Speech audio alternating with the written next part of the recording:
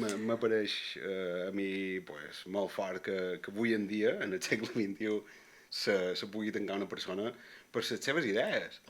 Ni tan sols això, perquè moltes vegades aquests que les canten ni siquiera pensen així. El que passa és que els hi fluït la lletra i van per aquí. No crec que sigui tan punible com una persona que ha estat estafant durant anys i anys a les arques públiques que tu a un concert diguis dues coses o que tu escriguis un llibre i amb unes idees pròpies. És que a on posam...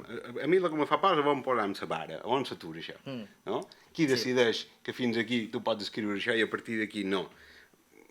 Això m'apareix bastant agosarat per part de Sumar també decidir, no, jo tens la raó i tu no, per tant tu no pots escriure això.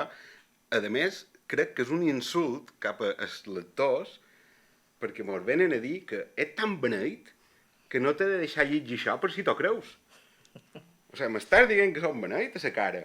Doncs no, jo vull decidir el que vull llegir, el que no, i crec que tenc la cultura suficient i una ment crítica preparada per aguantar les coses que m'apareixen absurdes o jo em mantenc dilucidar si això m'ho he de creure o no m'ho he de creure, però he de ser jo, he de tenir...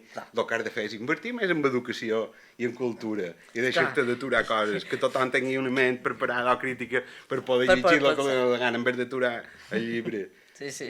El mal no està en el llibre, el mal està en els caparrides que s'ho creuen. Clar, ni tan sols les cançons, això que incitació a l'odio, incitació a la violència i tot però això. Però és que així podríem ficar a la presona amb Bob Dylan, no hagués existit els anys 60 ni els anys 70, m'apareix un desastre tan gran